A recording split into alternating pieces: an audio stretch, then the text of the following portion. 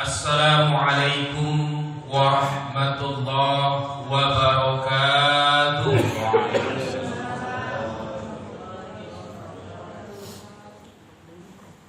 Alhamdulillahi ala ihsanihi wa syukru lahu ala taufiqihi wa imtinanihi. Ashhadu an la ilaha illallah wahdahu la syarika lah ta'ziman li sya'nihi. Wa asyhadu anna Muhammadan abduhu wa rasuluhu da'a ila ridwanihi. Allahumma salli ala sayyidina Muhammad wa ala alihi wa ikhwanihi. Bapak-bapak, ibu-ibu, hadirin jamaah salat subuh rahimakumullah. Bersyukur kita kehadiran Allah Subhanahu wa taala pada subuh kali ini tanggal 27 Zulqa'dah. Kita masih diberikan kesehatan, diberikan kesempatan untuk dapat hadir melaksanakan sholat subuh berjamaah. Dan insya Allah menjelang masuk waktu isyraq nantinya, kita akan isi dengan kajian rutin kita, yang pada pekan keempat ini kita isi dengan tafsir dari juz yang ke-30 atau kita sebut juz Amma. Berselawat kita kehadiran baginda Rasulullah.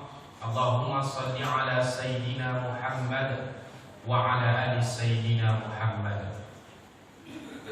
Baik Bapak Ibu sekalian, pada subuh kali ini kita akan coba kembali menyampaikan tafsir dari surat yang ke-106, Surat Al-Quraisy. Surat Al-Quraisy ini suratnya termasuk surat yang pendek juga, karena surat-surat di dalam Al-Quran itu dibagi ke dalam 3 kelompok. Ada surat yang agak panjang sedikit, Tiwalul Mufassal. Ini biasanya surat Al-Mursalat ke atas. Umumnya ini dibaca ketika salat subuh. Kemudian ada lagi dari Al-Mursalat sampai nanti ke surat Ad-Duha. Ini Awasitul Mufassal. Ini surat-surat pendek pertengahan. Nah, ini umumnya dibaca ketika salat Isya. Sedangkan dari Ad-Duha sampai nanti surat An-Nas, ini surat pendek yang biasanya dibaca ketika salat maghrib. Nah, jadi ketika salat maghrib sama salat subuh itu memang beda bacaan atau panjangnya surat yang dibaca. Walaupun tidak harus seperti itu. Nah, tergantung kondisi. Nah, ada kalanya Rasulullah SAW pada waktu salat subuh beliau baca surat yang pendek. Ada kalanya pula ketika sholat maghrib beliau baca yang agak panjang. Akan tetapi umumnya surat Ad-Duha sampai surat An-Nas ini surat-surat yang biasa dibaca oleh Rasulullah SAW ketika mengimami sholat maghrib. Dan saya yakin dan kita yakin semua dari Ad-Duha sampai An-Nas ini umumnya juga dihafal oleh kaum muslimin. Anak-anak biasanya juga lomba tahfiz Al-Quran umumnya mulai dari Ad-Duha sampai surat An-Nas, karena suratnya pendek-pendek dan mudah untuk dihafalkan. Maka salah satunya yang akan kita kaji pada subuh kali ini yaitu surat Al-Quraisy. Sebenarnya surat ini ada kaitannya dengan surat Al-Fil sebelumnya, surat gajah. Nah, saya sampaikan sebelumnya, ingat nama surat tidak menentukan apa yang kita baca. Maksudnya bukan nama surat yang menentukan dari apa yang kita harapkan dari bacaan tersebut. Kemarin kita mencontohkan ketika ibu yang sedang mengandung, jangan dia hanya membaca surat Yusuf saja, jangan hanya membaca surat Maryam saja. Kalaulah dia berharap ketika anak yang dia kandung laki-laki, dia baca surat Yusuf terus dengan keyakinan kalau dia baca surat Yusuf nanti lahir anaknya ganteng macam Nabi Yusuf. Kalau yang dia kandung anak perempuan, maka nanti lahir anaknya cantik macam Maryam. Dia baca surat Maryam terus. Kalaulah nama surat itu yang menjadi rujukan atau patokan kita ketika membaca Al-Quran, surat Al-Quraisy, surat Al-Fil, surat gajah, ini tidak mau dibaca kaum muslimin. Takut lahir anak macam gajah, nanti besar orangnya. Surat An-Naml, semut, juga tak mau dibaca. Takut lahir anaknya kecil pula macam semut. Surat Al-Ankabut, laba-laba dan juga mau dibaca. Takut lahir anak macam laba-laba, lasak, lari sana sini. Surat Al-Jin apalagi, lahir anak macam jin nanti. Tak pernah ada di rumah, hilang terus tak pernah nampak. Maka bukan nama surat tadi yang menjadi tujuan dari apa yang kita baca. Karena ketika seseorang membaca Al-Quran, tujuannya untuk menenangkan hatinya. Bagi orang yang sedang mengandung umpamanya, untuk membiasakan janin mendengar bacaan-bacaan kalamullah, mendengar bacaan Al-Quran, sehingga kelak ketika ia lahir, ketika ia tumbuh, ia terbiasa mendengarkan bacaan itu dengan harapan menjadi anak yang saleh dan salehah. Itu tujuan kita membaca. Maka semua surat boleh dibaca dan mendapatkan pahala ketika membacanya. Kita baca terlebih dahulu Bismillahirrahmanirrahim. Li'ilafi Quraisy ilafihim rihlatash shita'i was-sayf falyabudu rabb hadzal bait alladzi at'amahum min ju' wa amanahum min khauf. Kalau kita lihat surat Al-Quraisy ini, pada ayat pertama Allah katakan li'ilafi Quraisy, demi atau karena kebiasaan orang-orang Quraisy. Kalau kita tengok terjemahan ayat pertama ini, tentu ini menjadi tanda tanya. Kenapa Allah mengatakan di awal ayat karena kebiasaan orang-orang Quraisy?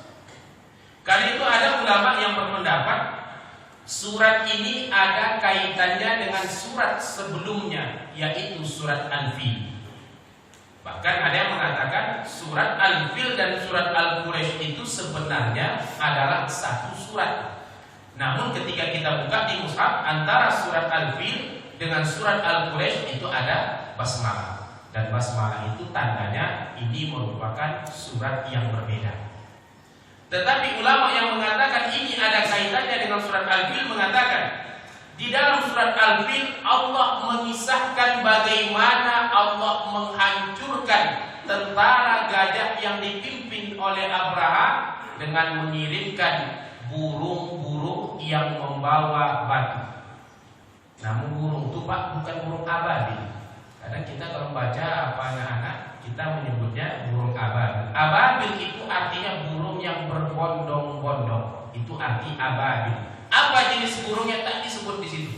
Entah burung merpati, entah burung camar, entah burung elang, tidak disebutkan apa jenis burungnya.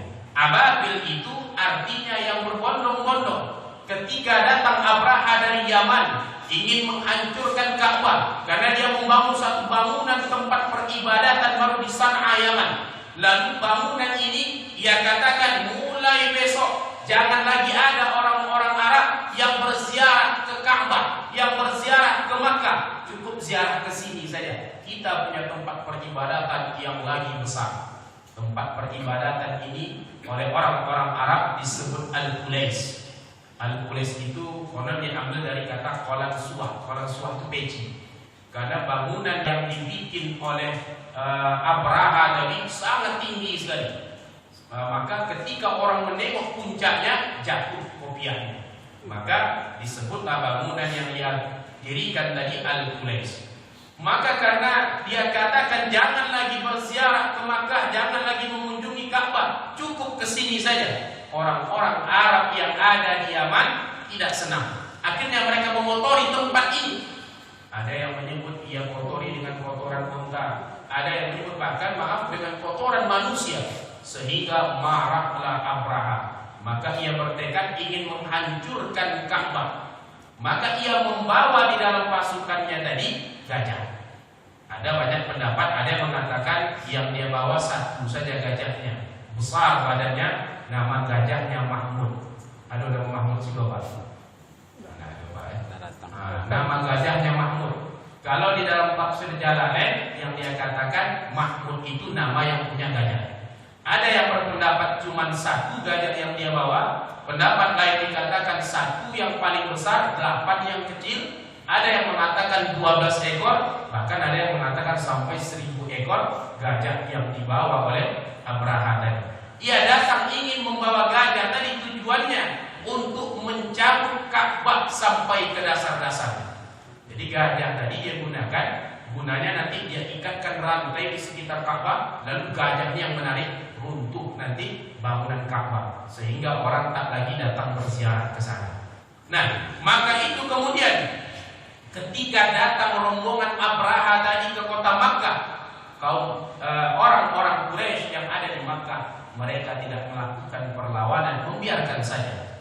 Nah, pada waktu itu yang menjadi pimpinan kota Makkah adalah kakek Nabi Muhammad SAW, Abdul Muthalib. Maka Abdul Muthalib membiarkan saja.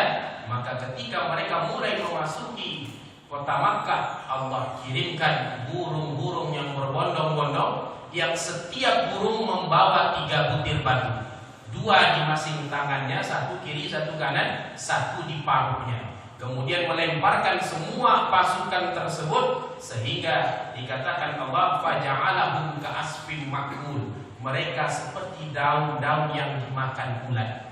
Kalau daun dimakan ulat kan berlubang-lubang.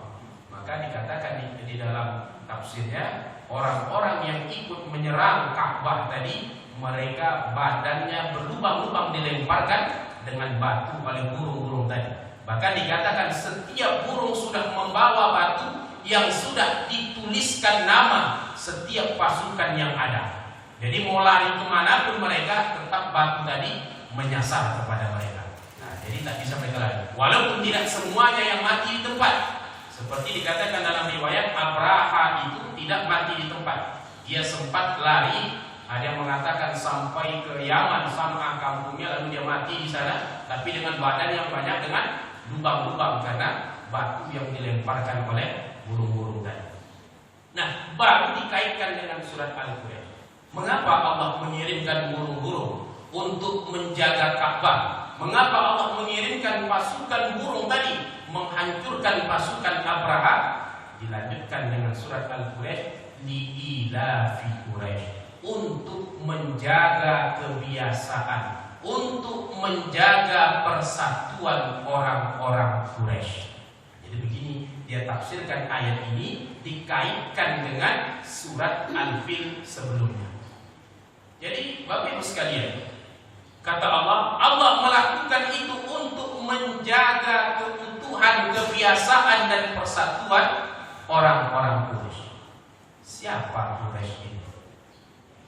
Quraisy ini Bapak Ibu sekalian, nama orang. Ada yang berpendapat Quraisy itu adalah kakek Nabi yang ke-11. Diurutkan dari keturunan Nabi sampai urutan yang ke-11, itu yang disebut Quraisy. Ada lagi yang berpendapat Quraisy itu kakek Nabi yang ke-13. Kalau kita urutkan silsilah Nabi ke atas, Nabi Muhammad bin Abdullah bin Abdul Muthalib bin Hashim bin Abdul Manaf bin Qusay bin Kilab bin Murrah bin Ka'ab bin Lu'ay bin Ghalib bin Fihr bin Malik, kemudian bin Nadar bin Kinanah bin Mudrikah, siapa lagi sampai ke atas sampai bin Adnan sampai kepada Nabi Ismail alaihissalam. Maka ada yang mengatakan Quraisy itu adalah kakek Nabi yang ke-11, itulah Fihr bin Malik. Ada pula pendapat yang kedua mengatakan yang ke-13, itulah yang bernama Nadar bin Kinanah. Nah, ini panjang sekali. Kalau awak umumnya Pak, paling kuat kita ini hafal nama ayah dari kakek kita. Kalau nama ayah saya yakin tahu lah semua. Nama kakek masih tahu. Nama ayah dari kakek separuh mungkin yang tahu. Ada yang tahu Pak? Biasanya cuma sampai nama kakeknya kita paham. Nama atunya kita hafal. Siapa nama ayah dari datuk kita? Banyak yang tahu. Apalagi nama ayah dari datuk kita. Nah, ini umumnya tidak tahu. Kalau orang Arab kan memang biasa mereka menyebutkan nama itu dengan binnya. Kalau kita kan pantang pula menyebut nama ayah. Maka itu anak-anak biasanya kalau di sekolah itu takut dia rapornya dan dikawan. Bukan takut apa-apa, takut ketemu nama bapaknya. Kalau lah tahu kawan itu nama bapaknya, kan lagi nama kawan itu dipanggil bapaknya dipanggil. Nama bapaknya menjawab itu kan ada lagi nama dia menjawab itu kita kawan. Itu pula kita takut menyebut nama bapak. Orang Arab yang urutkan nama sampai ke atas dapat silsilahnya semua. Maka ada yang mengatakan Quraisy itu adalah kakek Nabi yang ke-11. Pendapat lain mengatakan kakek Nabi yang ke-13. Kenapa mereka yang disebutkan? Kenapa mereka yang terkenal? Karena mereka yang viral, mereka yang lebih dikenal oleh kaumnya. Umpamanya di sini, umpamanya Pak RW. Pak RW punya anak, nanti anak Pak RW punya anak lagi, anaknya punya anak sampai ke bawah. Lalu ketika orang bertanya di masanya besok siapa itu? Oh itu anak cucu cicit dari Pak RW. Kenapa Pak RW yang disebut? Mungkin Pak RW yang dikenal pada masanya, sehingga namanya yang diingat. Begitu pula Quraisy, ini yang diingat oleh orang-orang di masa itu, sehingga namanya dijadikan nama suku dari Quraisy ini. Nama aslinya adalah Fihr. Quraisy ini gelar. Lalu mengapa Allah memuliakan, mengapa Allah menjaga persatuan kebiasaan orang Quraisy? Rasulullah SAW pernah bersabda, Innallaha astafa min waladi Ibrahim Ismaila, wastafa min waladi Ismaila Kinana, wastafa min bani Kinana Quraisy, wastafa min Quraisy bani Hashim, wastafani min bani Hashim. Kata Rasulullah SAW, Allah sudah memilih dari keturunan Nabi Ibrahim Nabi Ismail. Lalu kemudian memilih dari keturunan Nabi Ismail Kinana. Kemudian menunjuk dari Kinana adalah keturunannya Quraisy, dan menunjuk dari Quraisy Bani Hashim. Dan Allah menunjukku sebagai Rasul dari Bani Hashim. Artinya Allah memuliakan orang-orang Quraisy yang pertama karena Rasul terakhir ini diutus dari suku Quraisy yang pertama. Yang kedua, mengapa Allah memuliakan Quraisy? Bukan hanya Nabi atau Rasul terakhir, Khalifah ini juga dari suku Quraisy. Ketika Nabi wafat, Bapak Ibu sekalian, maka orang-orang berkumpul menentukan siapa yang menjadi khalifah selanjutnya. Maka orang-orang Ansar Madinah mengajukan Sa'ad, ada seorang laki-laki Ansar, ini yang akan menjadi khalifah. Sedangkan orang Makkah pada waktu itu menuju Umar bin Khattab. Maka kemudian datang sahabat Abu Bakar mengatakan, tidak, Rasul pernah mengatakan al-a'immatu, pemimpin itu haruslah dari orang-orang Quraisy. Maka itu semua khulafaur rasyidin yang kita hafal ini semuanya dari suku Quraisy. Mulai dari Abu Bakar As-Siddiq, kemudian Umar bin Khattab, kemudian Utsman bin Affan, kemudian yang keempat Ali bin Abi Thalib. Semuanya dari suku Quraisy. Apakah cuma sampai khalifah saja orang-orang Quraisy? Tidak. Sampai kata Rasulullah SAW, Imam Mahdi. Dalam akidah kita kan, nanti sebelum datangnya kiamat, sebagai tanda akan datangnya kiamat, munculnya Imam Mahdi. Imam Mahdi itu kata Nabi Muhammad SAW berasal dari keturunanku, dari jalur Fatimah. Artinya Imam Mahdi pun adalah suku Quraisy. Jadi kalau ada yang ngaku Imam Mahdi, tengok orang Mojo tidak satu. Ada Imam Mahdi orang Jawa tidak bisa. Harus dari suku Quraisy. Nah, inilah keutamaan suku Quraisy tadi. Nabi terakhir dari suku mereka, kemudian para Khalifatul Rasyidin juga dari suku Quraisy. Begitu pula Imam Mahdi nanti yang akan diutus sebagai tanda datangnya kiamat juga berasal dari suku Quraisy. Nah, ini dia keutamaan dari suku Quraisy ini. Apakah sampai di situ saja? Kata para ulama, tidak pula sampai di situ saja. Di dalam ilmu fikih, Contoh seperti di dalam menentukan halal dan haram makanan. Salah satu yang diharamkan dari makanan itu adalah makanan yang menjijikkan. Maka yang menjadi standar yang menjijikkan bagi siapa? Kan jijik versi awak macam-macam, Pak. Ada bapak tuh nengok larong itu, jijik dia nengok yang macam budak saya tengok. Bapak yang di samping, wah ini kalau ditangkap ini masuk ke dalam tepung jadi peyek, enaknya nanti untuk Idul Adha. Kan beda-beda standar jijik kita. Lalu jijik versi siapa yang digunakan? Kata Rasul, sebagaimana jijik orang Quraisy, mereka menganggap itu jijik, itulah standarnya. Jadi inilah keutamaan orang-orang suku Quraisy yang Allah sebutkan, yang dikatakan oleh para ulama apa keutamaan mereka. Maka kata Allah, li'ilafi Quraisy, Allah menjaga Ka'bah tadi untuk memuliakan suku Quraisy. Karena mereka orang mayoritas pada waktu itu di Makkah. Mereka sebagai pemimpin kota Makkah, mereka juga yang menjadi juru kunci Ka'bah.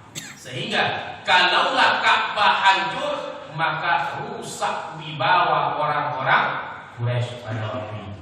Maka setelah penghancuran Ka'bah yang gagal tadi oleh burung-burung yang dikirimkan oleh Allah, tak lama setelah itu lahirlah Nabi Muhammad SAW dari suku Quraisy.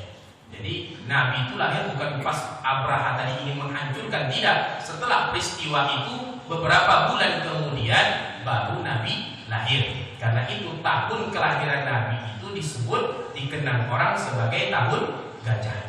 Karena waktu itu belum ada tahun, belum ada kalender, belum ada akte kelahiran, kakak anak ada. Maka orang biasa mengingat tahun itu dengan kejadian besar apa yang terjadi di tahun itu. Maka sering saya mencontohkan sama seperti bapak ibu yang sudah tua, yang lahir tahun 40, 50, biasa ditanya kapan lahir, nah ingat ini. Jangankan tahunnya, tanggalnya, tahunnya pun mereka kadang tak hafal.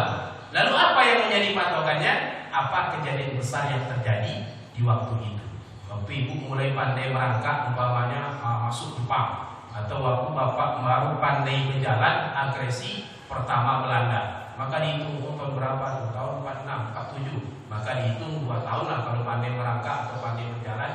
Sekitar tahun 49. Kan seperti itu biasanya. Kapan tanggal lahirnya? Ini kadang-kadang lah. Ada yang bikin 1 Januari, ada yang bikin 17 Agustus, biar orang ramai merayakan tiap hari itu kan, 17 Agustus.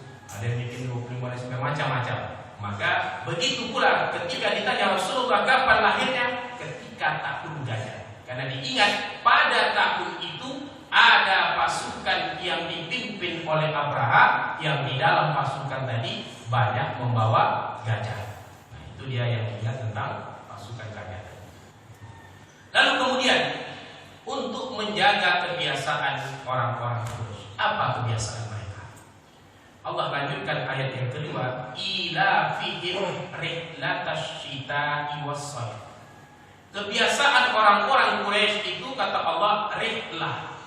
Rihlah kok bahasa Arab, bahasa Al-Quran, tapi sering sudah dipakai anak-anak kita sekarang, apalagi umumnya mahasiswa, ketika ditanya mau kemana rihlah. Apa rihlah itu? Jalan-jalan.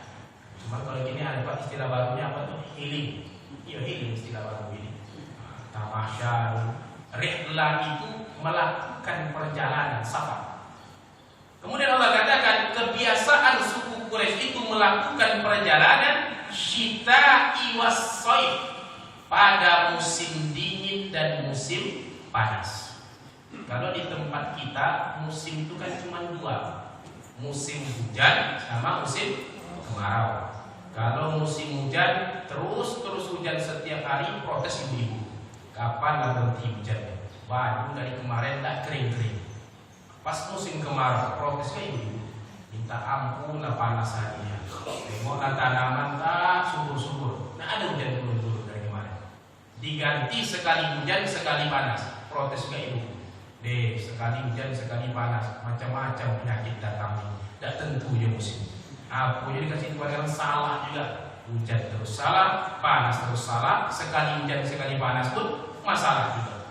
Di bagian daerah lain, negara lain itu ada 4 musim. Ada musim panas, kemudian musim dingin, musim semi, musim gugur. Termasuk dari Arab. Maka Allah katakan kebiasaan orang Quraisy itu mereka melakukan perjalanan fisyita'i wassaif. Ketika musim dingin, begitu pula musim panas. Kemana mereka berjalan? Yang pertama, ketika musim dingin mereka pergi ke Yaman. Yaman, kampungnya Abraha tadi. Kemudian ketika musim panas mereka pergi ke Syam. Syam ini Bapak Ibu sekalian, kita kan sering membaca kisah atau membaca riwayat Nabi ketika remaja juga pernah ikut pamannya Abu Thalib pergi berniaga ke Syam. Tapi pas kita buka Google Map, kita buka peta, tidak ada negara Syam di sana. Lalu di mana Syam itu? Dulu di zaman Nabi namanya Syam wilayah itu. Sekarang sudah dibagi ke dalam beberapa negara. Lebanon, Syria, kemudian Palestina dan Yordania. Nah, jadi 4 negara ini di zaman Rasulullah ini disebut dengan negeri Syam. Maka ketika musim dingin mereka pergi ke Yaman, sedangkan di musim panas mereka melakukan perjalanan ke Syam. Kenapa tidak musim dingin ke Syam? Karena di Syam itu ada 4 musim. Ketika musim dingin, kalau mereka ke sana turun salju. Nah, sedangkan ketika musim panas tidak begitu panas, maka mereka ke sana di musim panas, dan pada waktu musim dingin mereka melakukan perjalanan ke Yaman. Apa yang mereka lakukan? Apakah jalan-jalan saja? Apakah tamasya saja? Tidak. Mereka ketika melakukan perjalanan pada musim dingin dan musim panas melakukan perniagaan. Jadi kebiasaan orang-orang Quraisy itu Bapak Ibu sekalian, mereka biasa berdagang. Karena di daerah Makkah itu dulu, Makkah itu kan tandus, tanahnya padang pasir kering kerontang, bahkan tumbuhan tak ada, air pun sulit. Kita kan sering mendengar cerita ketika Nabi Ibrahim alaihissalam meletakkan Hajar dan anaknya Ismail yang masih menyusui di daerah Makkah yang belum ada orang pada waktu itu. Bahkan air pun tak ada, sehingga kemudian Hajar berlari-lari mencari air dari bukit Safa kemudian sampai ke bukit Marwah, bolak-balik sampai 7 kali lamanya. Akhirnya dia tidak menemukan air, maka kemudian Allah berikan mukjizat kepada anaknya Ismail alaihissalam. Kemudian dia mengentakkan kakinya, muncullah mata air yang kita kenal sampai hari ini dengan nama sumur Zam-Zam. Maka beginilah kondisi daerah Makkah pada waktu itu, yang mungkin kita tidak pahami mengapa Nabi Ibrahim meletakkan Hajar dan anaknya di sana. Kita kan sering dengar kisah ini. Nabi Ibrahim meletakkan anaknya, apalagi Musa ada hari. Nabi Ibrahim meletakkan anaknya, meletakkan istrinya Hajar dengan anaknya Ismail yang masih menyusui di padang pasir yang merupakan kota Makkah hari ini. Mengapa Nabi Ibrahim meletakkan Hajar dan anaknya di sana? Ngapa kira-kira? Di jalan-jalan di situ. Kita baca di dalam riwayat, ada satu kitab sirah nabawiyah yang paling lengkap. Mungkin Bapak Ibu bisa membeli ini, lengkap sejarah Islam yang paling komplit, yang ditulis oleh Syekh Syafiur Rahman Al-Mubarakfuri. Maka di sana dikisahkan Nabi Ibrahim itu meletakkan Hajar dan anaknya di kota Makkah itu yang masih pada pasir tandus pada waktu itu karena kecemburuan Sarah. Nah, jadi Nabi Ibrahim itu, saya pernah mengisahkan ini mungkin beberapa kali. Nabi Ibrahim itu punya 2 orang istri. Istrinya yang pertama bernama Sarah. Tetapi dari anaknya, dari istrinya Sarah, Nabi Ibrahim tidak mempunyai anak. Maka kemudian Sarah meminta kepada Nabi Ibrahim untuk menikahi budaknya yang bernama Hajar. Nah, awalnya Nabi Ibrahim yang diminta menikah oleh Sarah. Sarah yang menyuruh Nabi Ibrahim untuk berpoligami. Saya yakin ibu-ibu tidak sanggup melakukan ini. Sanggup ibu? Apa diam ibu? Diam itu biasa tanda setuju Pak ya.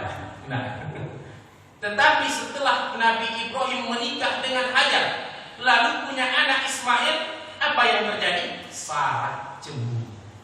Nah, karena kecemburuan Sarah ini ada riwayat, akhirnya Allah perintahkan jauhkan Sarah dengan Hajar. Itulah sebabnya Bapak Ibu sekalian, mengapa Nabi Ibrahim meletakkan Hajar dan anaknya Ismail di padang pasir tandus yang tidak ada tumbuh-tumbuhan di sana, air pun susah, Nabi Ibrahim letakkan di sana. Maka ketika Nabi Ibrahim akan pergi, Hajar pun bertanya, apakah Allah yang menyuruhmu melakukan ini? Kata Nabi Ibrahim, iya. Maka kata Hajar, kalaulah Allah yang memerintahkan, maka Allah pula yang akan menjamin hidup kami di sini. Maka itulah kenapa kemudian Hajar tinggal di sana, lalu datang mata air yang Allah ciptakan tadi, maka kemudian datanglah suku-suku dari Jurhum, mereka pun mulai tinggal di sana sehingga daerah ini menjadi ramai. Jadi Nabi Ibrahim kemudian kembali ke kampungnya di Syam, Palestina hari ini. Kemudian nanti lahir anaknya yang bernama Ishak. Yang satu Ismail di Makkah, yang satu Ishak di Palestina. Maka kemudian Nabi Ibrahim lah yang membangun satu bangunan di Makkah, inilah Ka'bah untuk anaknya Nabi Ismail pada waktu itu bersama anaknya Ismail. Kemudian di Syam ia bangun pula satu bangunan masjid, yaitu Masjidil Aqsa yang kita kenal sampai hari ini. Ini dibangun di masa Nabi Ibrahim alaihissalam. Maka setelah nanti dibangunnya Ka'bah ini, maka mulailah ada syariat haji pada waktu itu. Syariat haji itu Bapak Ibu sekalian, mulai dari zaman Nabi Ibrahim sampai zaman jahiliyah itu syariat itu ada.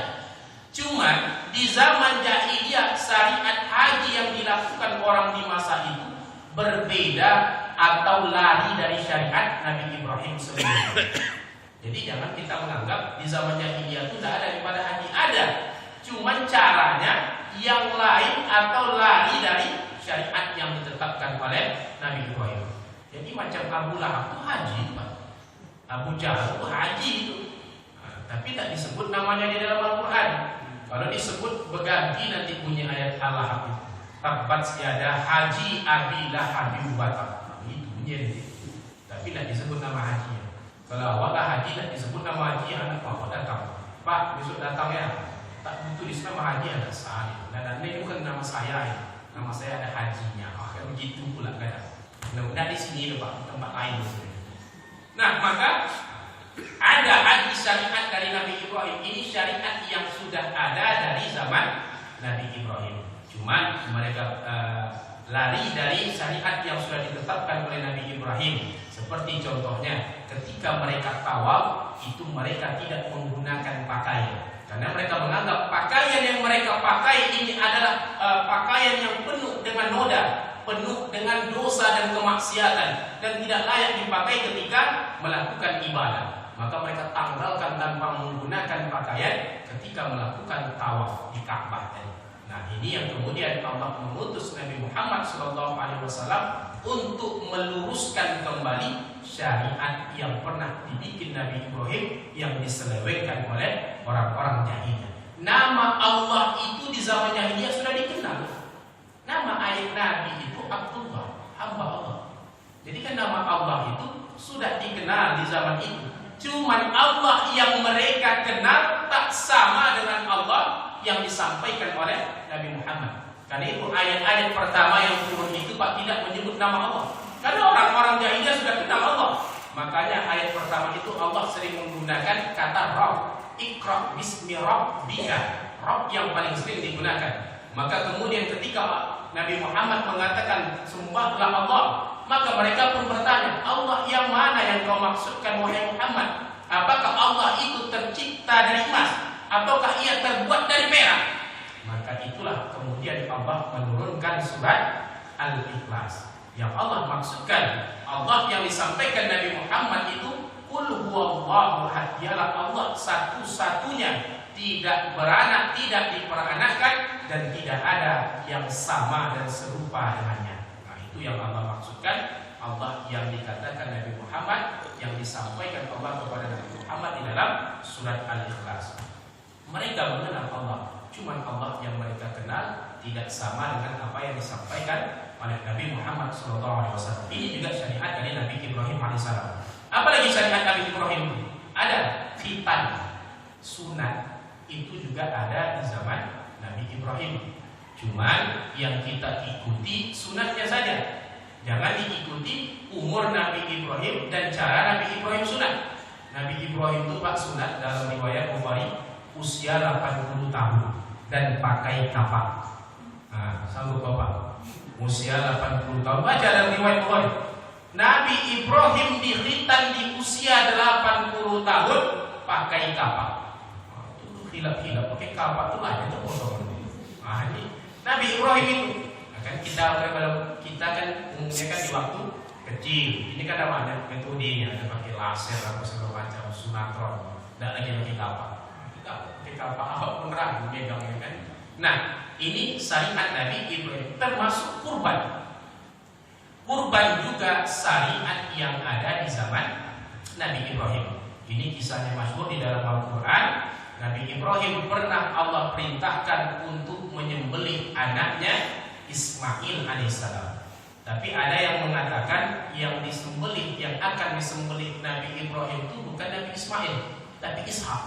Nah, ini biasanya ada pengaruh-pengaruh dari orang Israel yang menganggap yang layak mendapatkan kemuliaan itu hanyalah Ishak, bukan Ismail.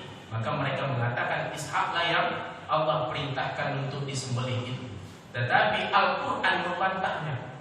Apa bantahan Al-Quran? Dikatakan oleh para ulama, kalaulah Ishak yang diperintahkan Allah untuk disembelih itu rasanya tak mungkin. Apa sebab? Karena kita kisahkan dari awal tadi, Nabi Ibrahim setelah mempunyai anak Ismail, lalu ia kembali ke tempatnya di negeri Syam. Lalu tak lama setelah itu, ada yang mengatakan jarak 30 tahun dari kelahiran Nabi Ismail itu, pada suatu malam datanglah malaikat ke rumah Nabi Ibrahim.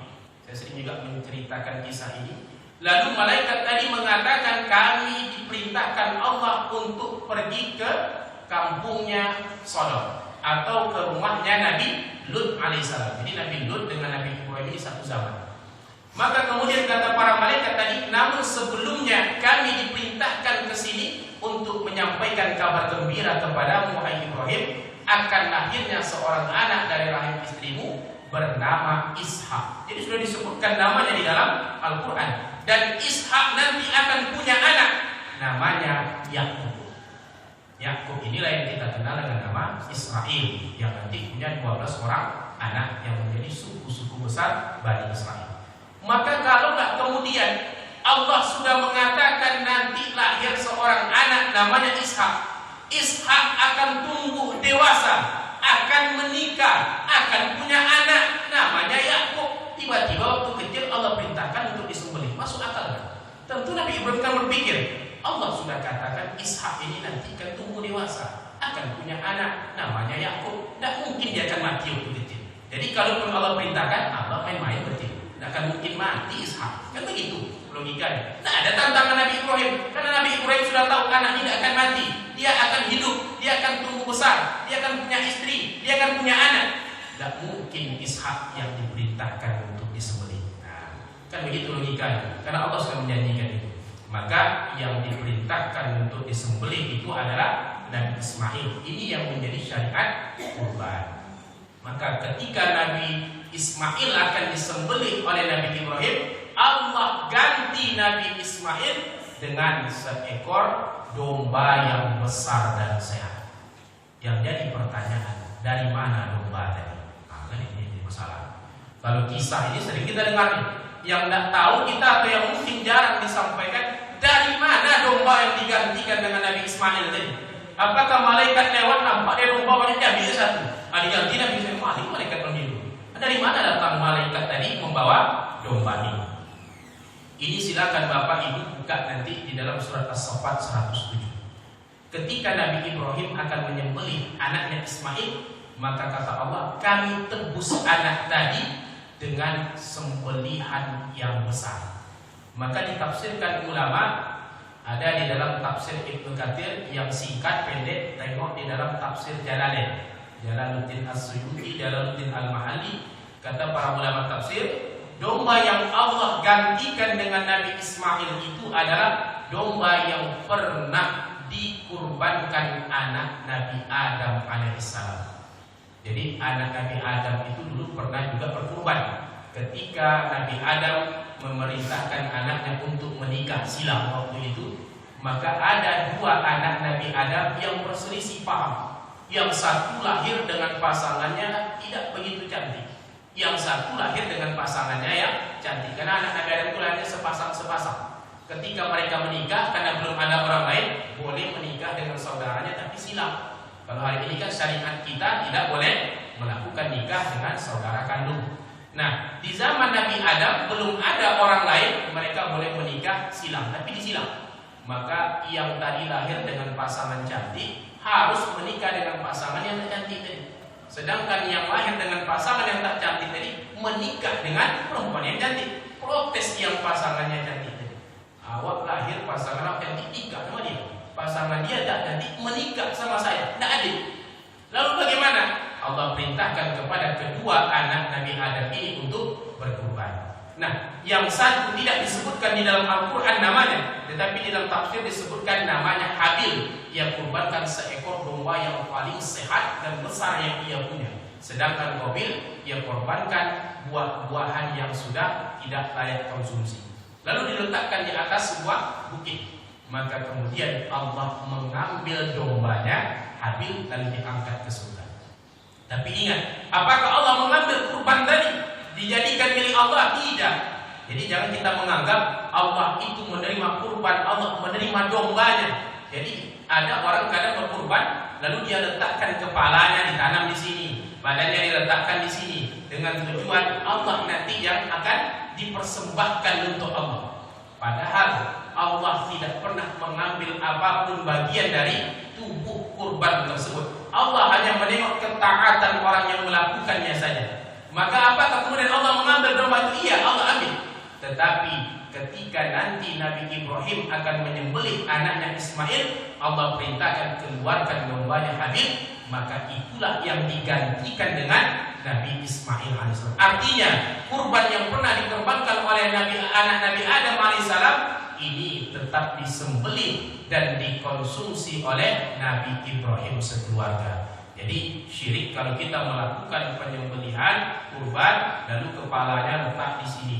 Asal bangun jembatan sedikit, letak kepala kerbau di bawah. Karena kepala orang itu letak gitu supaya kokoh dan tidak roboh. Kan ini ada ritual-ritual seperti ini yang di dalam syariat agama Islam ini termasuk kesyirikan. Karena apapun jenis sembelihannya, akikah, kurbankah atau potongan biasa, sembelihan biasa, tetap dimakan oleh manusia itu. Tidak ada satu bagian pun yang ditanam, dijadikan sesajen dan lain sebagainya di dalam syariat Islam. Nah, ini juga syariat Nabi Ibrahim, dan ini juga nanti yang akan kita laksanakan kurang lebih 10 hari lagi. Karena sekarang sudah 27 Zulqa'dah, maka akhir bulan Juni ini kita akan masuk nanti awal bulan Dzulhijjah. Kita lanjutkan sedikit terlebih dahulu. Kemudian kata Allah, untuk menjaga kebiasaan mereka tadi melakukan perniagaan. Jadi jangan kita membayangkan orang Quraisy itu berniaga kecil-kecilan, Pak. Dikatakan dalam riwayat, orang-orang Quraisy itu ketika melakukan perjalanan di musim dingin dan musim panas, mereka membawa perniagaan yang banyak. Tidak kurang dari 50.000 dinar banyaknya perniagaan yang mereka bawa. 1 dinar itu Bapak Ibu sekalian itu sama dengan 4,1 gram. Nah, berapa emas 1 gram sekarang? Ada 1 juta 1 gram. Nah, emas murni 4 gram, 25 itu beratnya 1 dinar. 1 emas berapa?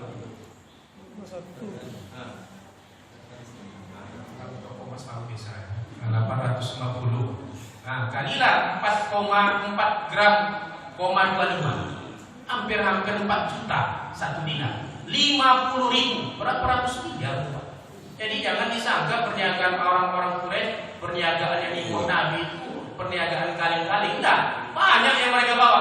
Jangan Bapak membayangkan Nabi itu pergi berniaga, dia bawa baju 10 bodi, dibawanya kuali agak 20, enggak, itu dibawa. Yang mereka bawa itu banyak sekali, tidak kurang dari 50.000 dinar, ratusan miliar total barang perniagaan yang mereka bawa. Maka kata Allah, begitu Allah menjaga kaum Quraisy, begitu Allah menjaga kebiasaan mereka melakukan perdagangan, perniagaan. Kalaulah Ka'bah tadi hancur, mereka tidak lagi dipandang orang sebagai orang yang berwibawa, kebiasaan mereka akan hilang. Falyaghbudu rabb hadzal bait. Hati-hati di dalam ayat ini Allah katakan, hendaklah mereka menyembah Tuhannya yang punya tempat ini. Jadi jangan dikatakan, ada orang yang mengatakan orang Islam itu menyembah batu. Apa yang mereka sembah? Menyembah Ka'bah. Allah tidak katakan falyaghbudu hadzal bait, sembahlah batu ini, tidak. Sembahlah tempat ini, tidak. Sembahlah rumah ini, tidak. Tetapi Allah katakan falyaghbudu rabb hadzal bait, sembahlah Tuhan yang punya rumah ini. Jadi kita ibadah itu bukan menyembah Ka'bah. Karena Ka'bah itu hanya sebagai arah ketika kita melakukan salat, sebagai kiblat kita. Itu pun tak mutlak harus menghadap Ka'bah. Orang yang sedang dalam safar, perjalanan di dalam pesawat umpamanya, itu kemana pun dia menghadap, dia situlah kiblatnya. Tak mesti pula dia menghadap ke arah Ka'bah. Kalau harus menghadap ke arah Ka'bah, pusing pesawat tadi harus menghadap situ terus. Nah, atau naik bus gitu kan, tak mungkin bus itu lurus saja dia menghadap ke arah Ka'bah. Pas belok nanti ya, apa yang kita arah bus tadi, disitulah arah kiblat kita. Maka Ka'bah itu bukanlah rumah yang harus kita sembah. Ini hanya arah yang ditentukan oleh Allah untuk menjadi arah kita melakukan ibadah salat. Maka Allah tegaskan, falyaghbudu rabb hadzal bait. Yang kita sembah itu adalah Tuhan yang punya Ka'bah tadi, bukan Ka'bahnya.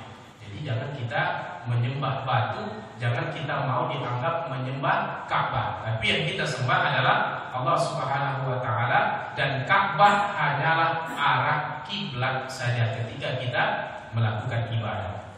Maka kata Allah yang menjaga Ka'bah tadi, Allah yang menjaga kota Makkah tadi, sehingga orang-orang Quraisy bisa melakukan perjalanan, maka hendaklah mereka beribadah menyembah Allah, alladzi at'amahum min ju' wa amanahum min khauf. Yang mana Allah lah yang memberi mereka makan ketika mereka lapar dan memberikan rasa aman ketika mereka dalam ketakutan. Bapak Ibu sekalian yang dirahmati Allah, kata Allah di dalam ayat ini ada dua kebutuhan dasar manusia. Di dalam ayat ini dikatakan Allah yang memberi makan ketika lapar, kemudian memberikan rasa aman ketika takut. Dua ini tidak dapat kita pungkiri adalah kebutuhan dasar manusia. Karena sifat manusia itu kan itu Pak, nak sonang, nak konyang, nak monang, ketiga lima. Asalkan dia senang, kenyang, menang, aman dunia. Yang paling dasar dari manusia itu butuh makanan. Kalaupun kita tinggal di rumah yang besar, mobil kita banyak, tapi tidak ada makanan, kira-kira bisa hidup nggak? Tidak. Atau yang kedua, makanan kita banyak, uang banyak, tapi tak aman. Bisa tidak kita menikmati hidup? Tidak. Kita di Pekanbaru ini enak, kemana-mana aman, nyaman, tentram, tidak dalam suasana peperangan. Ada beberapa negara, ada beberapa tempat di dunia ini yang tak berhenti perang. Kalau kita bisa kemana-mana, sholat kita 5 waktu sehari semalam. Mereka yang perang pun 6 waktu sholatnya, 5 sholat wajib tambah 1 sholat jenazah. Rutin mereka lakukan karena dalam kondisi perang. Kalau kita menganggap kita masih sehat, masih muda, umur kita masih panjang, orang yang dalam keadaan perang tadi, walaupun mereka masih muda, mereka sehat, tidak bisa mereka menjamin mereka kan lama hidup lagi. Bisa aja datang peluru nyasar karena mati, datang bom nyasar mati, bisa mati kapan saja. Kalau logika kita kan kalau masih sehat, masih muda, usia kita masih panjang. Walaupun tidak demikian, karena mati itu ada syaratnya, harus tua dulu. Tak ada syarat mati itu harus sakit dulu. Cuman logika kita apa? Kalaulah yang sehat aja bisa mati, apalagi yang sakit. Kalaulah yang muda saja bisa mati, apalagi yang tua. Kan begitu logikanya. Tapi ajal tak menengok umur, tidak menengok status kita, apakah sehat barang kita sakit kita Tidak menengok umur kita, apakah tua kita, apakah kita masih muda. Entah ibu duluan, entah saya belakangan, entah saya belakangan, entah ibu duluan, tidak tahu kita kan. Nah, ini rahasia Allah ini. Maka kata Allah, keamanan itu adalah satu nikmat yang Allah berikan. Kalaulah tidak bisa makan, tidak aman kita, maka hidup ini susah kita nikmati. Maka itu saya pernah menyampaikan, di dalam hidup ini cobalah kita sebisa mungkin kunjungilah beberapa tempat. Salah satunya coba sesekali tengoklah orang-orang di tahanan. Sesekali jalan ke Siang Bubuk tuh tengok orang-orang di penjara. Apa yang kita tengok? Orang-orang itu mereka mungkin bisa makan, sehat mungkin badannya, tetapi mereka tidak bebas melakukan aktivitas. Mereka terkekang di dalamnya. Maka tengoklah diri kita. Mungkin kita tidak kaya, mungkin rumah kita tidak bagus, mungkin kendaraan kita tidak hebat, tetapi kita bebas melakukan apapun yang kita inginkan. Ini pertama, ada rasa syukur kita masih merdeka, aman, bebas melakukan apapun. Yang kedua, sesekali tengoklah orang-orang di rumah sakit. Jalan-jalan ibu ke rumah sakit, wah tanya Pak Satpam dah kemana pun tengok orang sakit. Siapa mau tengok semua, saya tengok saja semua. Tengok di UGD, tengok di ICU, tengok di ruang-ruang perawatan itu. Apa yang bisa kita tengok? Bagaimana mereka sakit, mungkin mereka kaya, mungkin mereka bebas, mungkin mereka punya harta yang banyak, tapi mereka tidak dapat menikmatinya, terbatas karena sakit yang mereka derita. Tengok ke badan kita masih sehat, bisa jalan kemana-mana, walaupun tidak punya kendaraan yang bagus, tapi bisa kita menikmati hidup karena badan kita sehat. Yang ketiga kemana? Sering-seringlah ziarah ke makam. Nah, apa kita ziarah ke makam? Tengoklah kuburan itu Bapak Ibu sekalian. Karena orang mati itu Pak pengen hidup lagi. Baca dalam surat As-Sajdah. Walau tara idil mujrimuna nahisu ru'usihim inda rabbihim rabbana absarna wa sami'na farji'na na'mal salihan inna muqinun. Orang-orang yang sudah mati itu bermohon kepada Allah, ya Allah, kami dulu mendengar seruanmu, kami melihat tanda-tanda kebesaranmu ya Allah, farji'na, balikkan kami hidup ke dunia. Apa yang akan dilakukan manusia kalau dibalikkan lagi hidup ke dunia? Na'mal salihan, kami mau beramal soleh ya Allah, kami mau sholat, kami mau zakat, kami mau sedekah, kami mau kurban. Kemarin ada sempat kurban di Masjid Al-Barokah ya Allah. Kini lah baru nak kurban, anak mati baru nak kurban. Lagi hidup tu nak mau. Nah, maka mereka ingin hidup kembali, ingin beramal soleh. Tengok ke kita masih hidup, kita yang masih mampu melakukan amal soleh. Maka ketika itu kita menyadari nikmat hidup ini luar biasa, kita masih bisa melakukan apapun bebas, kita masih sehat bergerak, bisa kemana-mana, kita pun masih Allah berikan umur untuk melakukan amal soleh.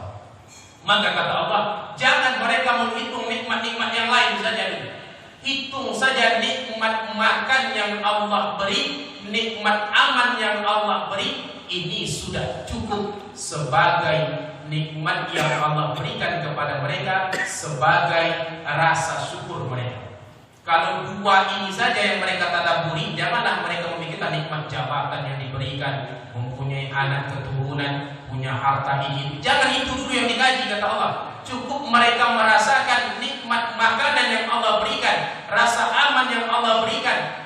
Dua ini sudah cukup menjadi alasan bagi mereka untuk mereka beribadah kepada Allah. Dua ini saja yang kita syukuri di sini sudah luar biasa nikmatnya, ditambah nikmat-nikmat yang lainnya. Maka kata Allah, setiap kita ini dijamin makannya. Jangankan kita manusia Bapak Ibu sekalian, burung saja yang keluar setiap pagi tak tahu mereka, karena burung tak tahu pekerjaan mereka. Tetapi ketika pulang mereka bisa membawa makanan untuk anak-anaknya. Ini burung. Ketika pagi dia keluar dengan perut kosong, pulang nanti dengan kenyang dan bisa membawa makanan untuk anak-anaknya. Allah yang memberikan mereka rezeki. Kalau kita mengatakan burung kan punya sayap, dia bisa terbang kemana-mana. Cacing, cacing itu hidupnya cuma di dalam tanah. Kalau naik ke permukaan mati ya. Ada istilah cacing kepanasan, bisa naik ke atas. Walaupun begitu lemahnya cacing, ada juga makan dia di dalam tanah. Tidak pernah kita tengok cacing putus asa, lalu ngantuk punya kepala yang batu, tidak pernah. Mengapa demikian? Allah yang memberikan kepada mereka makan. Maka kita asalkan kita mau berusaha, Allah juga akan memberikan makan hidup kepada kita semua. Maka Bapak Ibu sekalian, kalaulah kita tidak bisa mensyukuri nikmat-nikmat Allah yang lain, paling tidak dua ini kata Allah, Allah yang memberikan kita makan, kemudian Allah juga yang memberikan rasa aman kepada kita dari hal-hal yang menakutkan. Maka dari itu, surat ini yang pertama Allah bagaimana Allah memuliakan suku Quraisy. Juga surat ini sebagai ibrah bagi kita semuanya, bahwasanya banyak sekali nikmat yang Allah berikan kepada kita. Maka sebagai rasa syukur kita, di dalam Al-Quran itu Allah sering mengulang-ulang perintah sholat itu dengan zakat. Di dalam surat Al-Kautsar perintah sholat digandeng dengan kurban. Di dalam surat Al-Baqarah Allah menggandeng perintah puasa dengan ibadah fidyah. Mengapa Allah menggandengnya? Kata para ulama tafsir, inilah bentuk syukur. Sholat itu ibadah langsung kepada Allah. Kurban itu bentuk ibadah, tetapi hubungan antara manusia dengan yang lain. Karena orang berkurban itu kan ada hak dia sepertiga, dia paling banyak. Dan sepertiga itu dia begitu. Sepertiga itu paling banyak kalau kurbannya sunnah. Sunnah dalam artian kata bukan nazar. Kalau nazar itu kurban wajib. Kalau kurban wajib tak boleh dia mengambil satu bagian pun dari apa yang dia kurbankan. Nah, sedangkan kalau kurban sunnah ada hak dia paling banyak sepertiga. Kemudian sepertiga dia jadikan sedekah untuk orang lain, untuk orang fakir miskin. Sepertiga dia jadikan hadiah untuk orang-orang kaum kerabatnya. Nah, ini juga ibadah, tetapi hubungan antara manusia dengan manusia lain. Sedangkan sholat, puasa ini bentuk ibadah langsung kepada Allah. Maka kata Allah mengisyaratkan dari ayat ini, bersyukur itu dua caranya. Yang pertama, jaga ibadah kepada Allah. Yang kedua, jaga hubungan dengan sesama manusia. Apa menjaga hubungan sesama manusia? Itulah ibadahnya tadi. Zakat itu kan membantu fakir miskin. Ada 8 asbab yang menerima itu. Kurban menjaga silaturahmi dengan tetangga, kita bagi dia daging kurban dan lain sebagainya. Apalagi tadi sedekah, wakaf, infak, ini juga ibadah, tetapi untuk menjaga hubungan antara muslim dengan muslim lainnya, atau lebih besar lagi menjaga hubungan sesama manusia. Maka kata Allah, banyak sekali nikmat yang Allah berikan. Maka cara kita bersyukur, jaga ibadah kepada Allah, kemudian jaga pula hubungan kita dengan sesama manusia. Ada demikian Bapak Ibu sekalian kajian kita tafsir dari surat Al-Quraisy. Kita tutup dengan doa kafaratul majlis. Subhanakallahumma wa bihamdika asyhadu an la ilaha illa anta astaghfiruka wa atubu ilaik. Wallahu muwaffiq. Wassalamu alaikum warahmatullahi wabarakatuh.